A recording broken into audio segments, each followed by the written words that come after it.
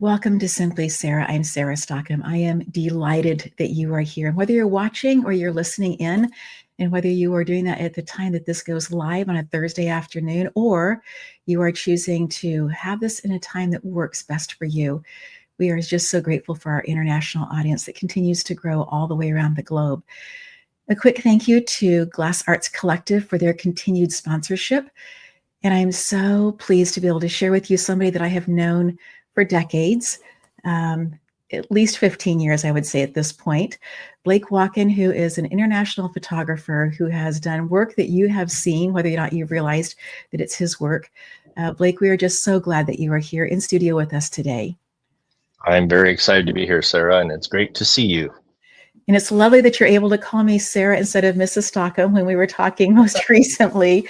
Our connection began when your oldest daughter was in second grade, and I was her teacher, and got to, through the years that I was there, actually got to connect in with all three of your kids at some point, whether that was the dance festival or all year long as their homeroom teacher. And so it's just so lovely to see you and have this opportunity to have this connection time with you. Tell me what you've been working on most recently.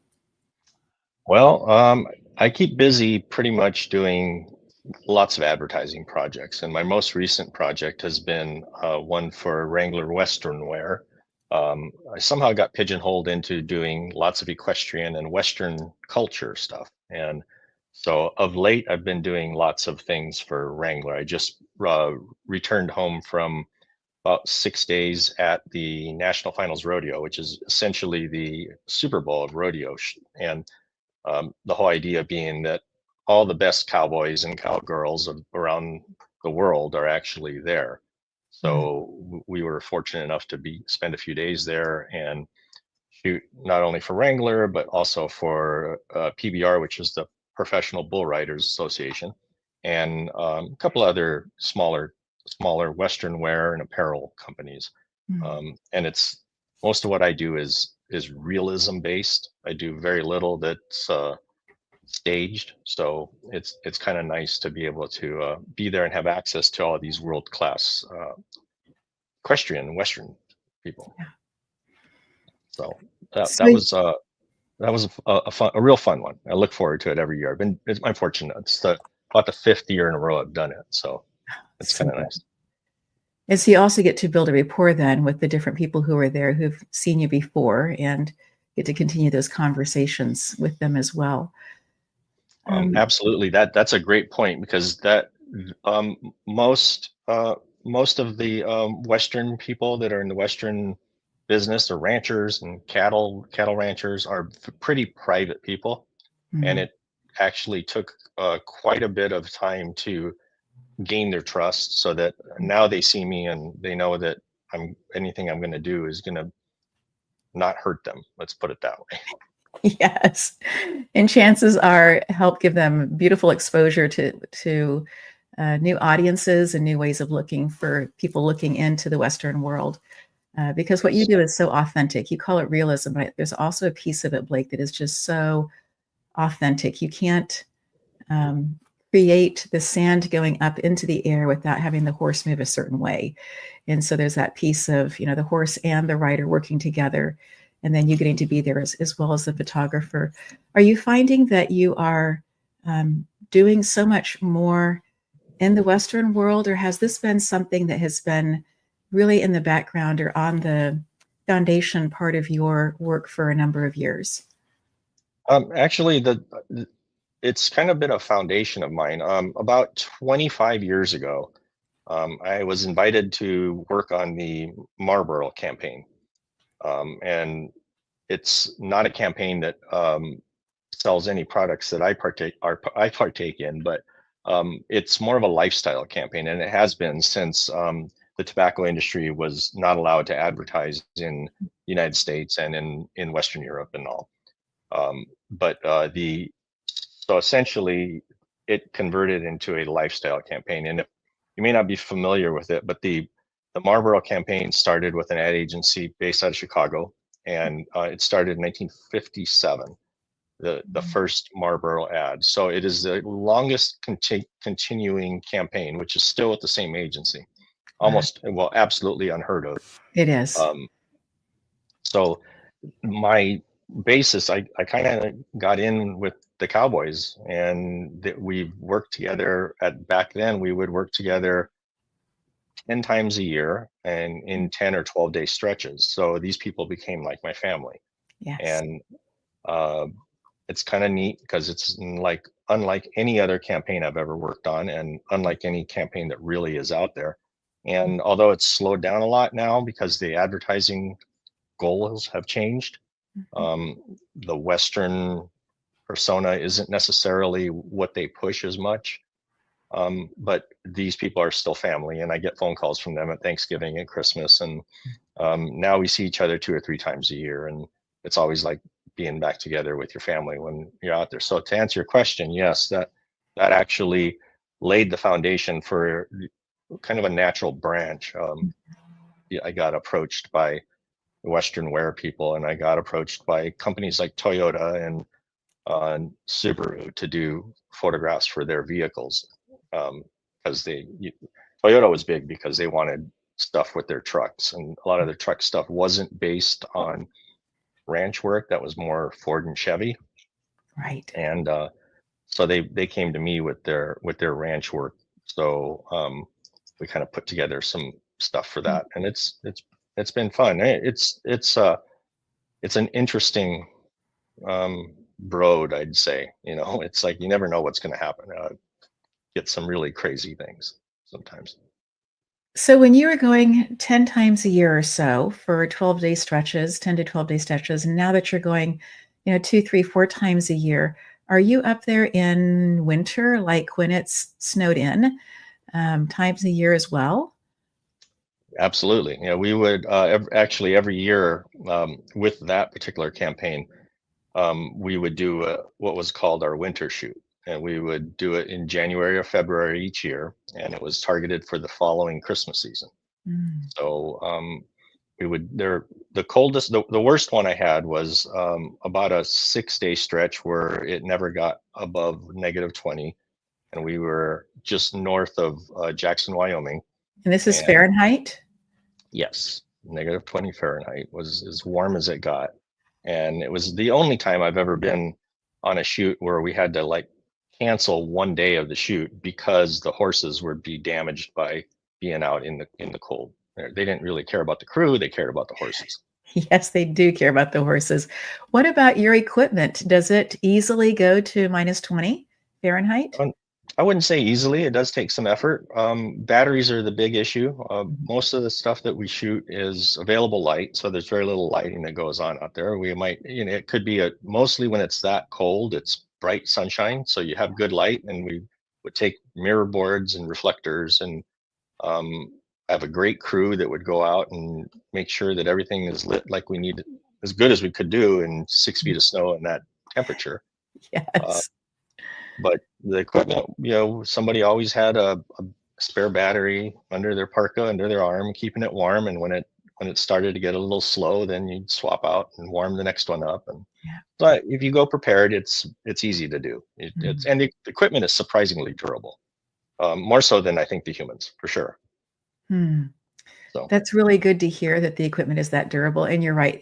We humans, we get, and I don't know, we get to that temperature and then there's often wind that comes along with it. And so then you have the wind chill factor, and that just makes it feel so much colder than it actually is. oh, Um, it's painful, isn't it? When that cold wind goes through right through your 13 layers of clothes, it gets to you yes. no matter what. So, And so true. So true. it's it's kind of crazy that there's also one of my clients has been for many years Arctic Cat snowmobiles. Mm. So there's also a shoot that we do every year with them, where we go out, take the new model line out, and do the photographs of that. And that is very interesting. The best part of it is it's always done at the time of the year when sun up is about 8:30 in the morning and sundown is around 3:30 in the afternoon. So the days are short. So Right. that makes it So nice. it does. And it also means that everybody is up and organized. And when the light hits, that you guys are ready to go at that point. Yes, absolutely. Absolutely. Blake, when you are looking at your calendar and you're scheduling things out and looking in the past as well. Have you tried to abut some of these kinds of things when you're traveling, staying in the northern hemisphere or the northern part of America for periods of time? Or do you find coming back to Southern California or Arizona or other places that that's kind of a helpful thing to do as you are pacing yourself and also the projects? That's a great question. I love that. I don't often have a choice. Usually, it happens that either the way the calendars work out, because clients all have deadlines that they need to meet, Yes. and I'm usually at the mercy of whatever they want. Although I will say it's a rarity that I go from a cold climate to Hawaii, let's say. So typically, we, we try to schedule things so that we have a little bit of post-production time so that we can kind of wrap up a job and make sure that all the images are transported to the client and the equipment is checked and crew gets to go home and spend a little time with family. Um, as you know, family time is very important. And to me, it's always been something where, Yes. especially when kids were little, that I made an effort that I would never be gone too long. I'm proud to say that I never missed one of my kids' birthdays. That's right. There was a couple times where I had to, and a birthday to us is probably no big deal, but to a Mhm. 7-year-old, it means a lot. Yes. And so there was a couple times where I had to leave a shoot for a day and leave all my crew and everybody there and come home and have the little princess cake and all that kind of stuff and then head back. And I was fortunate to be able to do that. And most of the times clients were very understanding. So Mhm. that's it to get back home to Southern California where I grew up is always nice. Although I must say it's also nice to leave. So, And speaking of Southern California, you also had the opportunity to go to USC. And so, how did you know? Because you had to have known in high school, maybe even before that, that photography was something that you wanted to devote your life to. Tell us about that story. oh, that's an interesting story. So starting in high school, well, I got my first camera when I was 7 years old. My dad had a little camera and he let me play around with it. And although he was pretty adamant about not making too many pictures, because at that time you had to get the film developed and it cost Right. money and it got expensive if you did it too much. So it's pretty selective. I would go through a roll of 24 pictures I could take, and it would sometimes take me a month to do that. Mm. It kind of taught me to be very discerning about what I was shooting, um, Yes. which later on in life turned out to be a very good thing. So flash forward to high school, and I decided one of the elective classes I wanted to take was a photo class because I really wanted to learn how to use a camera properly. And I was really fortunate to have just the greatest high school photography teacher who um, kind of saw that I was motivated by it, but I wasn't very good at what I was doing. My eye wasn't developed at that point. Mhm. And but he gave me every opportunity to do anything I wanted. And as you know, I'm a big baseball fan, and Yes. I would do everything I could to get to be around the game of baseball. And I wasn't quite good enough to play in college or in high school for that matter. I played a little bit, but not a ton. So I got to spend time around the team and around all the sports because my photo teacher made me the official sports photographer and said, go figure Mm. this out, see what you can do. So I had 3 years of high school to practice doing that. And kind of a side note on that, the big benefit was I got to get out of my algebra class because every sixth period he would send me off to go photograph something. So Yes. it didn't do me any help academically, but it worked out well from the Mm. standpoint of I got a lot of training with it. Mhm. Um, but it's funny because I was not ever interested in doing photography as a career. There is one gentleman who is a professional commercial advertising photographer in Pasadena, California. Mhm. We went on a field trip in my high school class, and this big gruff guy comes walking out. He looks at us kids sitting on his carpet and is talking about how horrible the photography business is, and he was showing his great photographs. He did things for uh, Baskin Robbins and Denny's, and he Mm. was basically a food photographer.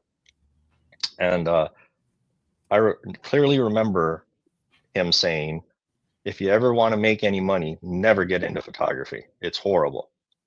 Well, turns out it must have been a bad day for him, because a few years later, after I graduated from university, I went to see him, and he was the most successful food photographer in the nation at that time. And he hired me to be his studio manager. And I worked with Dan Wolf for quite a long time, and we're still friends to this day.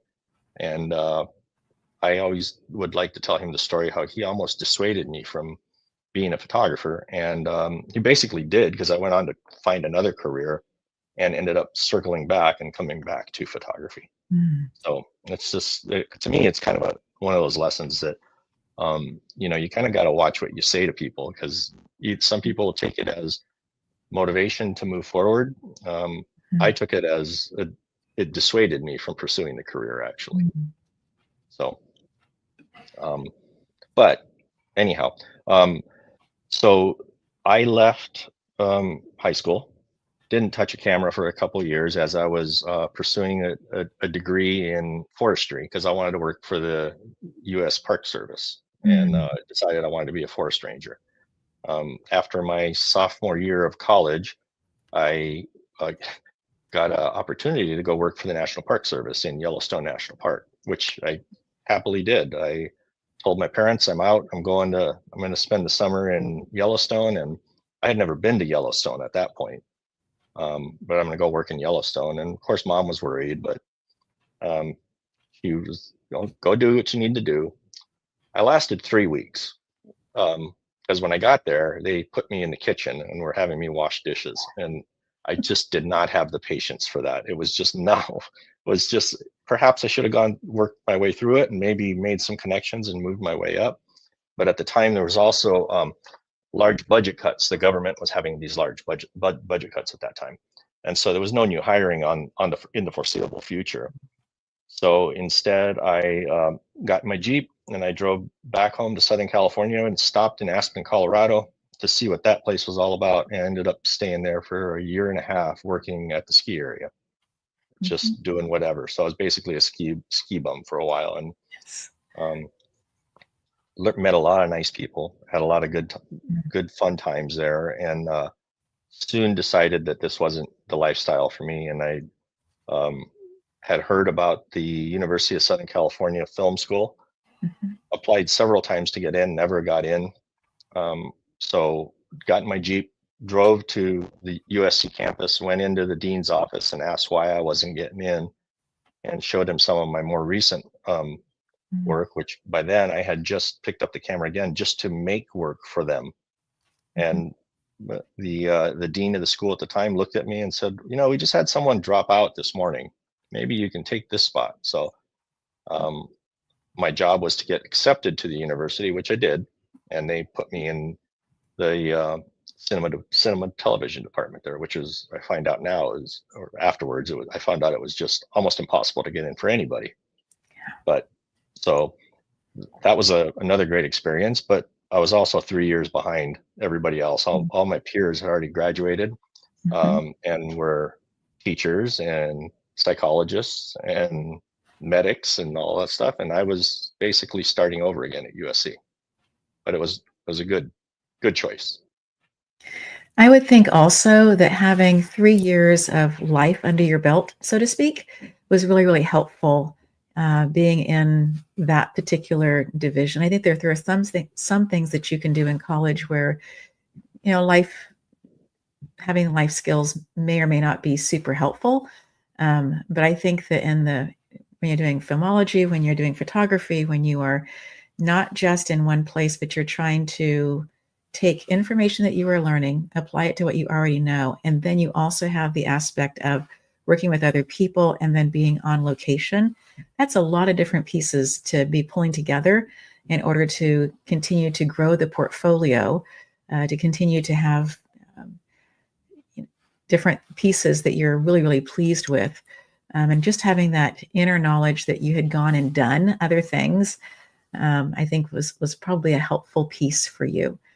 I do love, Blake, that part of the story where you chose to drive to USC and say, hey, tell me what's going on, and for them to look at your work, for you to have new work that you'd created just for that specific space and time, and for them to have that had somebody drop out and for you to be there. You're the second person I've talked to who went to the dean to say, I really am supposed to be at this place. And I don't know if you know that yet or not, but I'm supposed to be here.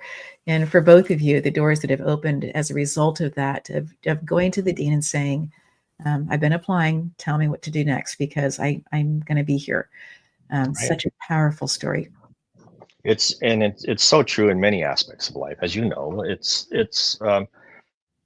easy for people to say no when they don't have a personal connection. And I've always felt that a personal connection is real important, as far as even just communicating on the set when I'm trying to get something across through my lens.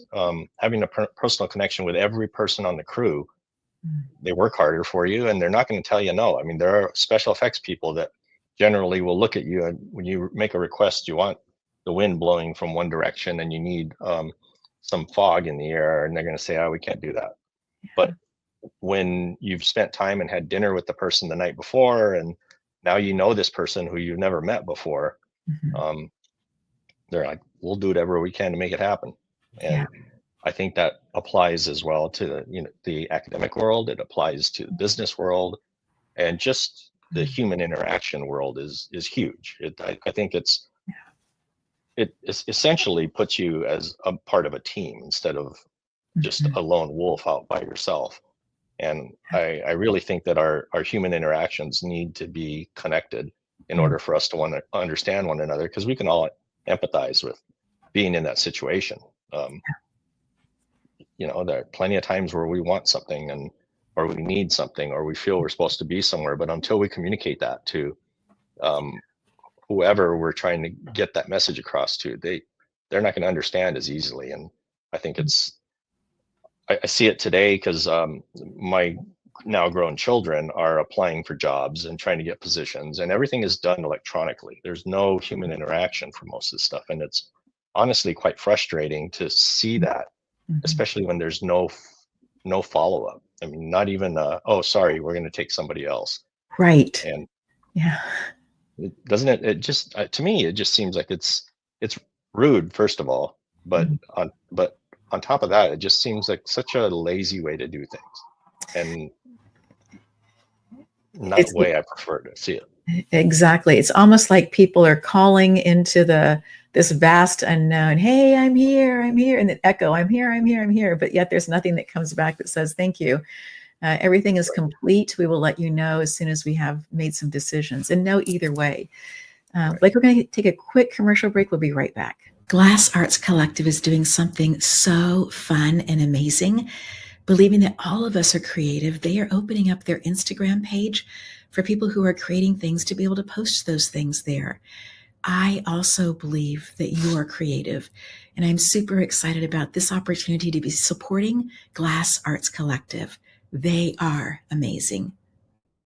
Glass Arts Collective is an amazing place. They are teaching people who have never broken glass before, who may be even afraid to do that, to go ahead and take the time to learn a little bit more about it, either by going into the studio and watching other people, or by actually trying it yourself. Just so grateful for Nancy Marks and all of the work that she's doing at Glass Arts Collective.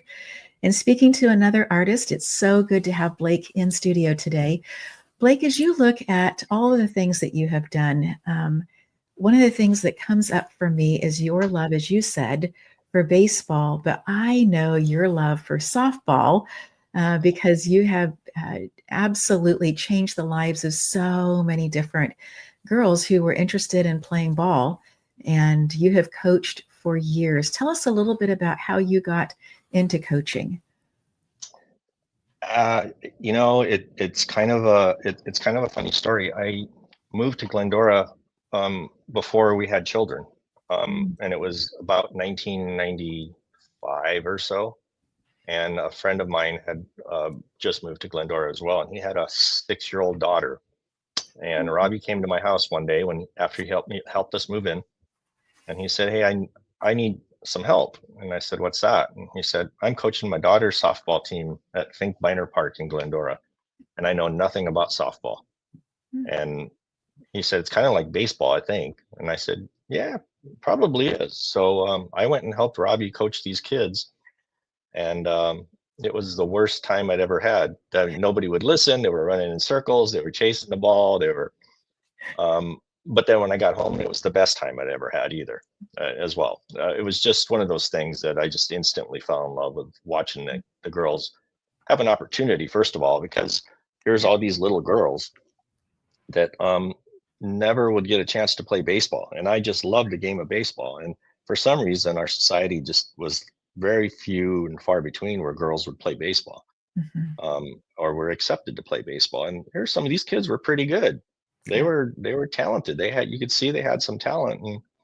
And so a year later, we had our daughter born. And I told my wife that she's going to play ball. We're going to give her the chance to play ball. And I had her with a little Dodger uniform on and stuff when she was a little kid. And by the time she was 3 years old, she was throwing a baseball with me. And that just naturally led into the fact that once she turned 5 years old and I could put her in the little T-ball league, we did. And of course I had to be involved because I had to make sure her swing was just right. Exactly. So that's how I got involved. And she and my second daughter and my son all ended up playing ball. And I coached at the youth rec level for 7 years at the youth rec level. And then as the girls got older and they moved up into the high school level, I was an assistant coach at the high school for a couple of seasons. But the big thing I did was I started with a travel ball team.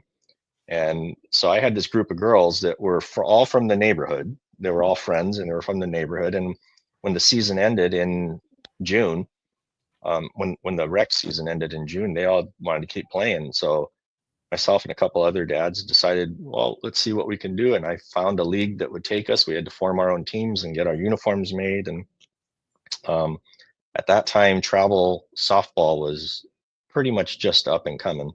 Right. And it's now this huge thing that goes on. And if you don't play travel ball, you don't get recruited to play in college, which isn't why we did it. We did it because the girls wanted to stay together and have fun. And that turned into so many good memories. I cannot begin to tell you how great the memories are from that. Just not only memories with my children, but memories with the other teammates' children, just being around those kids and watching how crazy some kids are and how great smart kids do and all the different activities and all the great parents that we got to meet and traveled all over the country with them. We took our team to Orlando, Florida a couple times. We were in Philadelphia. We went to Louisiana. We went to Montgomery, Alabama. We went to Texas several times. We did stuff in Seattle and Montana, all over the place. As a matter of fact, there was one time where I have a lot of family in Minnesota, and there was a family event going on in Minnesota that I needed to be at. And the team voted to go to Minnesota so that I could do my family event and they would play in the tournament in Minnesota. So it was great. It was just great taking the whole team of parents, moms, dads, and their daughters, and going and spending a week at a lake in Minnesota and then playing softball while we were there. And I'm proud to say that after both my girls went off and played in college, I continued to coach for 3 or 4 years, and I'll have several kids that played Division I softball. One of them played on the Israeli Olympic team. And so it was kind of a neat thing, just a great experience. And it's fun because I still get notes and emails and text messages and Snapchats from a lot of my former players who are like, oh, hey coach, look, I just got my law degree. And hey coach, look, I'm helping coach at University of San Diego now. And it's like, kind of neat. It's a neat thing to see that kind of stuff. And then for your own daughter to continue to love the game so much, to be working with the professional baseball players, That's just so cool. I love the progression of your love and instilling it in your kids and having these incredible adventures together, traveling and Yes, playing ball and developing these, relationships at a deeper level from the neighborhood. The kids, most of them went to the same elementary schools together and high schools, a few elementary schools, and then fed into the high school together. And that space of really knowing, having each other's back. One of the things I said to my daughter when she went off to college, I said, I don't care if you stay in music and or you continue to be an athlete. I don't care. I just want you to have a group that you spend time with, a group that you can call your friends, that's already connected in because of. And I just think that's such an important piece for us as entrepreneurs, as people who are looking to expand their life, that space of community, the importance of connecting in with and having people that you can rub shoulders with and have conversations with. So important. absolutely. Absolutely. And like, as I'm sure your daughters experienced, they make lifelong friends. I mean, these are friends they're going to have forever. Yes. And not everybody gets that opportunity. And I think as a parent, for me, matter of fact, my oldest daughter got married about a year and a half ago. And prior to that, I had met her fiance just a couple times. And I'll always remember him coming to me and he's like, Mr. Walken, I understand that you and your daughter are really close and that's intimidating to me, but I'll take care of her.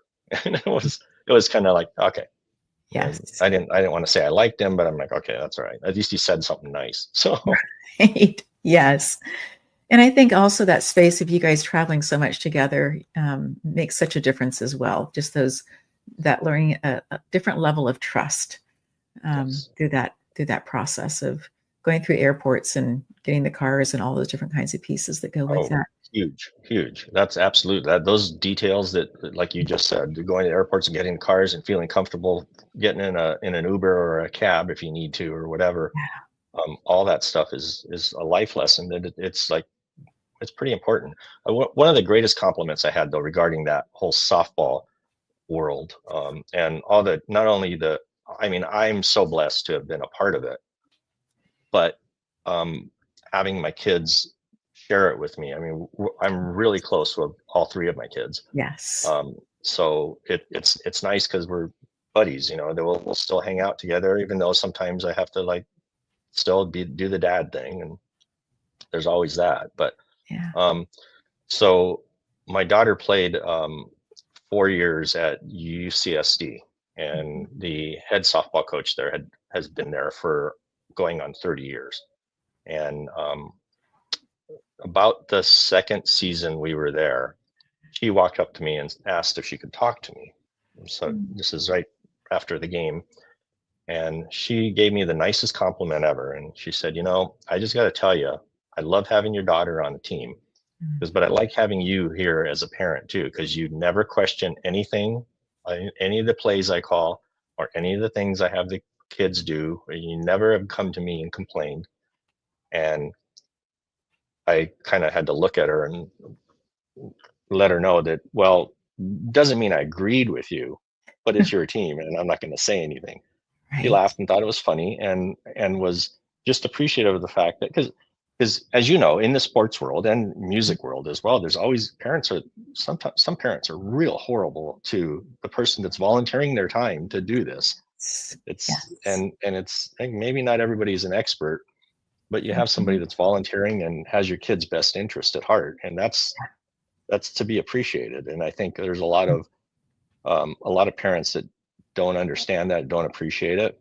Mhm. And as you know, from being an elementary school instructor, you had that, I'm sure, all the time, and you have these kids that you get to know and you get to Mhm. to be really close to, and then next thing you know, you've got the parent barking at you a little bit, and it's like, um, they spend more time with you Yeah. than they do with their parents. Yeah. And same thing on the softball field. There are times that we'd be on the softball field and I'd see the kids. We were we were practicing 4 nights a week. I always made sure once the girls got to be high school age that we practiced every Friday night so they wouldn't go out with boys. So they were all very frustrated that I wouldn't let them miss Friday night practice, but Yeah. it's hilarious how after it was all said and done, so many of them came and thanked me for that, to keep Yes. them focused. So Yes. Yeah. it's just it was a great experience. It was just so exciting to share that love of the Mhm. game and the nuances of it, and then also to be out there and have physical activity, running around, showing the girls how to run the bases. I used to get laughed at quite a bit because I show them how to dive, and we always made sure to have fun while we were doing it, because the whole Right. reason to do it is to have fun. So Yes. Yes. And to be able to steal the bases without getting hurt is a really important thing to learn in life, and for you to be mhm. actually be out there helping them and teaching them that place. And I think, Blake, um, that there's a next generation that's going to be playing ball as well. And so I think that perhaps your coaching days are not done. I would not say that they are done. I think that you definitely have some ahead of you at some point, some way, because we call them games. And yet, woven into these things that we call games are the opportunities to learn the life skills that are so necessary to be able to enjoy a life that is multifaceted. And And that's what it's all about. That's why you do it, right? That what the score of the game really in the end means nothing. It's like, sure, we all want to win, we all want to do better, we want yeah, but I think there's multiple ways to win. It's not just having the most points at the end of yeah, the regulation time. You can win a lot of things by walking away from situations, and or just observing other people's situations. And because in the competitive world, I can't tell you how many times there were just displays of adult stupidity, for lack of a better word, and we would always make sure to take a moment and take the young ladies aside and point it out. And not that they didn't see it, but point it out and mhm, say, this is not how we behave. right. You don't go through life like this, because you'll get nothing for it. And I like to think that some of it stuck. I mean, there are lessons that you don't learn a lot of. And Yeah. unfortunately, there are some families. I had some kids that came from broken homes. There was maybe grandma would bring the kid and didn't know where mom was, and dad was somewhere or never around or Yeah. whatever. So you kind of become that figure, Mhm. that maybe you, it's not even like a conscious, I want to teach her a lesson, or I want to teach her to learn something. It's just kind of the way you behave. And Yeah. that's why I think that having young people around you, as you know, it's Mhm. very important to realize that you are a mentor, and no matter what it is. I tell you, my daughter talks about you all the time. You were her favorite teacher, Yeah. and she always remembers you. And it's like, I don't know what you did, but whatever you did, she remembers that, and it's ingrained. We had fun, and those were the years where we were able to take. We had parents that were so supportive, and they were willing to go do all the things that the district asked them to do in order to be able to transport kids in their own vehicles. And Yes. so there was this very, very stringent list of things that people had to do in order to be able to do this. But we tried to go on a some type of a field trip at least once a month. My goal that year was to have at least 10 different times. And some of those were walking. We were walking to the library, we were walking different places, up to the castle in Glendora, Mhm. the times that we could get in for those kinds of things. But I remember being at the J. Paul Getty with you, and that experience of being able to see through uh, a professional photographer's eyes. I'm looking at the art. I'm looking at um, we went into the rooms that were pretty dark because they had gold leaf that had been, Oh music had yes. been written on it for, hundreds of years ago. And so you had to go into the first room in order for it to be kind of to adjust your eyes before you went into the second one, to be able to, to see the manuscripts. And then, so I'm looking at it from that perspective and what I've taught the kids about what we're going to see, and looking for these very specific art things. And you are seeing it as a place that I believe, had taken pictures professionally, that you had done different things there.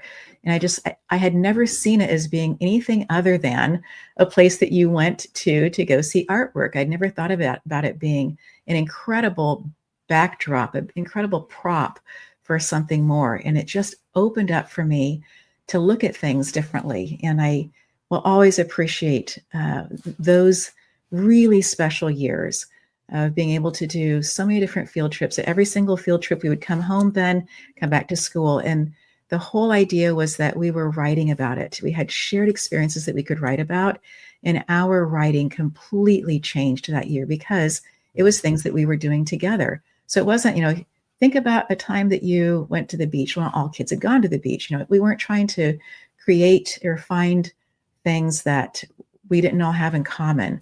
And then on Fridays, we would do some cooking. And so we had, that as well. We were learning how to, measure by actually applying it into the classroom, cooking and baking. And again, we had an incredible supportive group of parents who were helping with that. And just so much fun. And then for your wife also to be a teacher and to hear what she was doing and how she was doing, absolutely my favorite years of being in the classroom and teaching.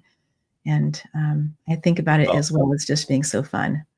Absolutely. And kudos to you. You did a great job of inspiring them to want to do these things and to go out and it's so easy to sit and follow a curriculum that's already put together and go, let's color this and let's read this page. And then that's all you do. But you went above and beyond with it. And the thing is, those experiences are what shape these young people and older people. I mean, there's a reason why old retired people want to go travel to Europe and want to go see the different things in the world. That, when you're talking about the Getty Museum, the architecture of the Getty, absolutely incredible. I'm go back to the old Getty Museum, which is the Getty Villa. Right. And, right. The architecture there is just incredible. It and is. I always thought when this new one comes up, it's going to lose a lot of its charm. Well, no, it didn't. It was done very well.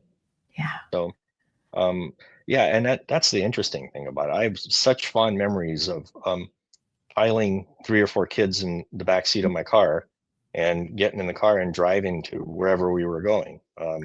We went so many places, and that's where my career actually was even more of a blessing, because I was able to say, I'm going to take this day off because I've got a field trip I've got to go to. And coworkers were like, what do you mean you have a field trip? Yeah, sorry, you have a field trip. Yes. So kind of nice to be able to do that. Yeah. And not everybody can do it. I get that. But there's some sacrifice involved in getting to do that. But I mean, the fact that you put all that stuff out there for the kids to do, and we did have some good parents that were involved, and we were lucky because the community that we lived in was that way.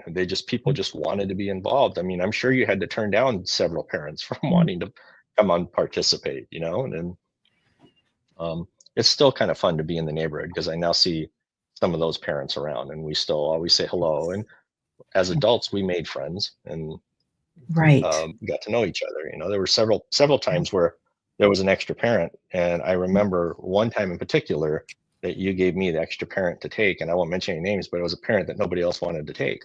So, but we got to know each other, and after knowing this person, it was, they're not so bad. Yeah. It was just some personality quirk is all it was. It was good, but a great experience. I mean, that it's so blessed. I mean, I don't know that everybody gets that experience, obviously. I mean, I just feel blessed to have had that experience with the kids and with you, and with that school too.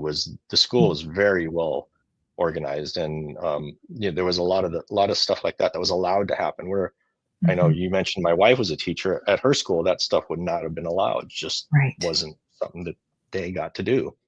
And so overall, just a great blessing, just absolutely shaped. And I can tell you for sure, it shaped the way my kids look at things and the way that they approach things like travel or things like adventure. I've always been one of those people that I want to see what's next. And ever since they were little, my wife would be at work and I'd have a free spot in my schedule, and I'd take the kids out of school and, we'd go do something. I can remember plenty of times throwing them all in the car, and we'd be up at 4 a.m. on a school day, and we'd go to Mammoth and go fishing for the day and be back that night. And it was just something that we did. So Yes. I didn't always, it was, my wife being a school teacher wasn't always happy about it, but Yeah. but we did it. And I think it's, there are times where you learn more Yeah. not in the classroom. And I think a lot of the times that it just depends on, Hmm. like, for what you did. You were just so good with them, and all the kids just loved you. And there's a reason for that. Yeah. It's I think also, Blake, with your travel schedule, the importance of being able to get up at 4 a.m. and say, we're going to spend the day together. We haven't been together the last 10 days or so, but you are so important to me that we are going to take this day and we're going to go fishing, we're going to go hiking, we're going to go have an adventure together. And what a beautiful thing that is to be able to balance out your life, to say there's going to be constrictions of time where it's going to be difficult for us to be together in person. But it's not always going to be like this. We're going to make sure that we are putting in then other pieces of things that are going to expand our time together. And so that people are not feeling left out, and that you were also not being left out of what was taking place with their conversations were the latest vernacular, the latest conversations of what's taking place, all those kinds of things. Such an important piece, I think. And coming back to this conversation about community, I think that that's also a place that when we have shared experiences, sure, we can be seeing them from different places. When you're driving up to Mammoth with the kids, not everybody's in the front seat with you. You have some people who are seeing, taking the journey in from other seats, having other perspectives, literally. And if we can start having some more of those conversations of these are shared things that we enjoy doing, but let's hear our perspectives about them. And let's talk a little bit about what that looks like or feels like. I think that weaves into community again in a different way. And that fabric, I think, is just so important. And one of the gifts that we had with that particular elementary school. yes, no, absolutely. And I also think that that entire experience fosters a sense of adventure. Yes. Let's go do something. Let's go. We don't know where we're going to end up. Let's just go. When you get to the fork in the road, take it. Right. I Right. mean, Yes. so that's where Yes. you just kind of go and you Mhm. um, do that. When you don't do that stuff, I think you're really limiting yourself on Mhm. your experiences are what are going to dictate what your life perspective is. And I think having greater experiences, whether they're good and some bad, Mhm. and whatever happens, a flat tire on a dirt road in the middle of nowhere is a bad experience. But when you come back from it and you're back, you have a great story to tell, and Yes. it Yeah. makes it all so much more fun. Makes you Yes. appreciate when you don't get the flat tire. So true. It makes you so much more aware. Yes, I yes. know that one of your favorite, I don't want to be putting words in your mouth, but favorite photographers, people that have been a photographer and then have written some things. Ansel Adams is somebody that I saw a calendar when I was living overseas, and I thought if I could possibly live in California someday, that would just be like nirvana. Mhm. And so, tell me what it is about Ansel Adams that you appreciate in his artwork, in his photography.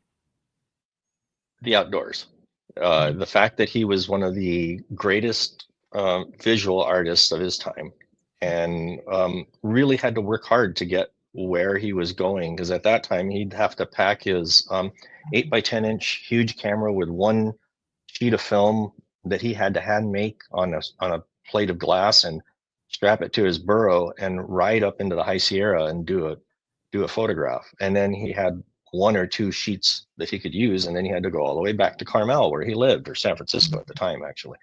And the fact that his he made, and I don't know if you're familiar with any of his methodology, but he created a system called the zone system. And the zone system is an exposure system that we won't go into the complicated nature of it, but so he would make these plates, these negatives, for lack of better. At the time, they were called plates, but they're essentially negatives. And he would take the plate and go back to his studio in Carmel, and he'd spend days in the darkroom making a print. And Mhm. he has this whole methodology that I've studied and learned a lot about because I just find it fascinating. It's part chemistry, it's part artistry, it's perseverance, but he summed it up very well. And I'm going to paraphrase this, but he always said the negative is the score, the print is the performance.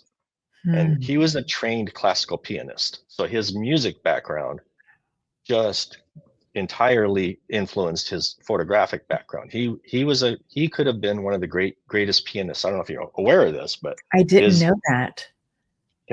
he was one of the best pianists of his time Mm, a protege. He started as a 7-year-old, and it mm, wasn't till I believe he was 16 or 18 that mhm. he picked up a camera and started photographing. And his mother and father were so angry with him for walking away from the piano. And what are you going to do with this photography? Mm, It's not going to do anything for you. You could be the greatest pianist around. And he ended up being the greatest photographer, in my opinion, of his yes. time, and Yes. probably still today. You might see this right here. This Mhm, was one of my first photographs I ever did in black and white. mhm, And it's funny that you would mention Ansel Adams, because this was done at a spot where he hiked to and mhm.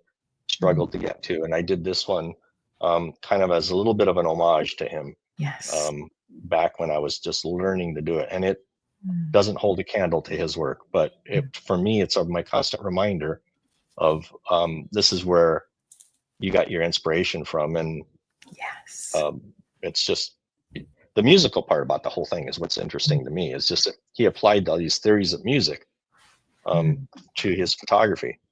So that he was a great inspiration as far as that goes. And it's just the fact that nothing came easy for him as far as the photographic process.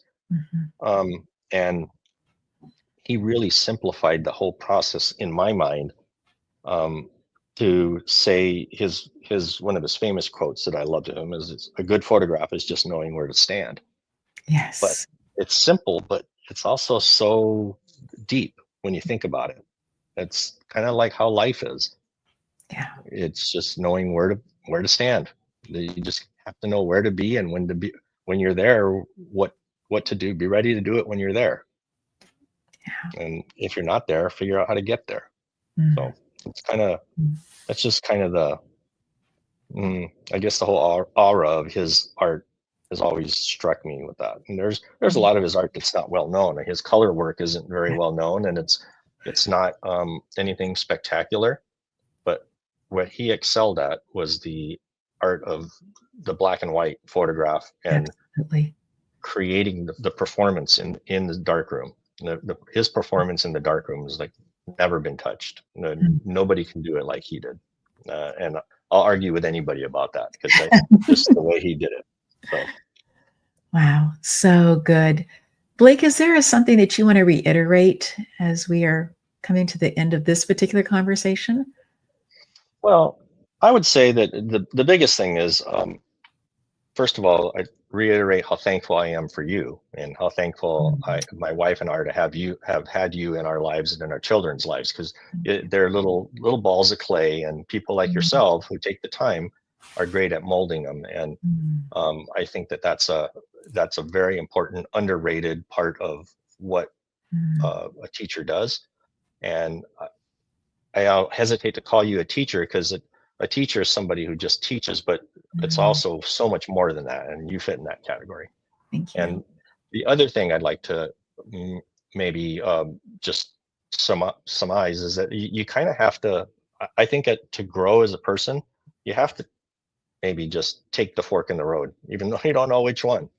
Just Yes. go on a road trip, go do something, see what's at the other end of that dirt road, and when you get there, actually be there, enjoy it. Don't just get Mm, there and leave, which is what our society does way too often. yeah. We work hard to get someplace, and when we get there, we don't soak in what Yeah. we're observing. And to me, that needs it works in so many aspects of life, and Mm. I just think that's an important thing to do. And I try to do that all the time. Not always successful at it, but that's I really appreciate that, Blake, 'cause I think it really is important for us. We work so hard to take these little tiny steps towards something. And when we finally can look and see that we are closer, maybe not there, but closer. I think that just taking time to appreciate all the others who have made that possible, who have supported us in whatever way they have, and just taking a moment, not even a moment, taking that space inside of that, just to feel the gratitude, to experience that we've moved forward, we've gotten closer to the potential goal that we have set out for ourselves. So thank you for inspiring us. You've also inspired Taylor Sheridan as he's come and watched you work before he was Taylor Sheridan. And so I'm just so grateful for all of the work that you have done, Blake, and for all the people that you have allowed to come alongside and watch the work that you are doing, the pictures that we get to see that allow us that space of breathing differently because we look at one of the pictures that you've taken. So thank you so much for your work, friend. Oh, you're welcome. And thank you so much for your work. And thank you for having me here. I've really enjoyed visiting with you, and I look forward to visiting again some other time. Yes, exactly. And to our audience, we say thank you so much for being here, for being part of what we are doing, for allowing these conversations to broaden your mind as you are thinking about things that you're working on right now. I love what Blake said, is if you are at a fork in the road, take that fork in the road. Be adventurous. Life is good. Until next time.